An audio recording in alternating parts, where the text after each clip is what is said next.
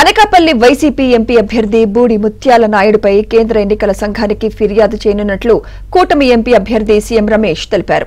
పోలీసుల ఎదుటే వైసీపీ రౌడీలు దాడులకు పాల్పడుతున్నారని ఆరోపించారు.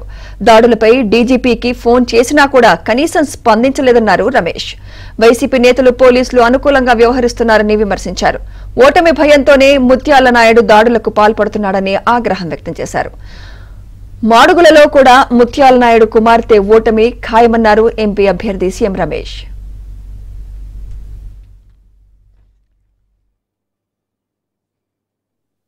ఈ రోజు ఉదయం 12 గంటల ప్రాంతంలో గంగాధర్ అని ఎవరైతే బూడి ముత్యాల నాయుడు చనిపోయిన భార్య ఉందో, మొదటి భార్య సొంత తమ్ముడు, అతను చాలా రోజుల నుంచి కూడా బీజేపీ కార్యకర్త, ముందు నుంచి కూడా ఆర్ఎస్ఎస్ లో కూడా ఉన్నాడు. అతను ఎప్పుడైతే బీజేపీకి అనకాపల్లి సీటు అనౌన్స్ చేసిందో అతను గ్రామం తిరిగి భారతీయ జనతా పార్టీకి ఓటు వేయండి అని అతను క్యాన్వాస్ చేసుకుంటున్నాడు. అక్కడ నాగేంద్ర అని దేవరాపల్లి ఎస్ఐ అక్కడికి అతనికి తెలిసి ఎస్ఐ గంగాధర్ ఇంటికి పోయేంత వరకు కొడతనే ఉన్నారు.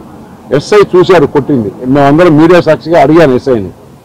ఎస్ఐ అంటే అవును నేను ఉన్నాను సార్, నేను ఉన్నప్పుడే, నేను లేకుంటే కానీ అతను చంపేసేవాళ్ళు, నేను తీసుకొని వచ్చాను అక్కడి నుంచి అన్నారు. క్యాన్వాస్ చేసుకొని ఇంటికి వెళ్ళాడు. ఇంటికి వెళ్తే అతని ఇల్లు ధ్వంసం చేసేసి అతన్ని బాగా కొట్టారు. రవికుమార్ అతను ఇండిపెండెంట్ క్యాండిడేట్, అతని ఇంటికి కూడా పోయి ధ్వంసం చేసేసి మొత్తం అంతా పాల్గొట్టేశారు. అర్ధగంట సేపు కొట్టారు. అంటే అబ్బాయి రూమ్ వేసి కొట్టారు. ఎవరుంటారు విజువల్స్? జరిగిన విషయం చెప్పి ఆంధ్రప్రదేశ్ లో లా అండ్ ఆర్డర్ లేదు, ఆంధ్రప్రదేశ్ లో లా అండ్ ఆర్డర్ కావాలి, సెంట్రల్ ఫోర్స్ తో ఎలక్షన్ జరపాలి, ఈ స్టేట్ పోలీస్ పైన నమ్మకం లేదు. ఇంతకన్నా ఏం చేయగలుగుతాం?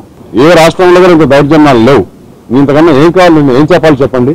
నాకేం తప్పు చెప్తే నాకు ఉరిశిక్ష అయింది. నేనేం తప్పు చేస్తే తెలుగుదేశం, భారతీయ జనతా పార్టీ, జనసేన కార్యకర్తకి ఎవరికి కూటమిలో అన్యాయం జరిగినా కానీ ఇదే విధంగా స్పందిస్తాను, ఇదే విధంగా స్పీడ్గా వెళ్తాను, స్పాట్కి వెళ్తానని చెప్పేసి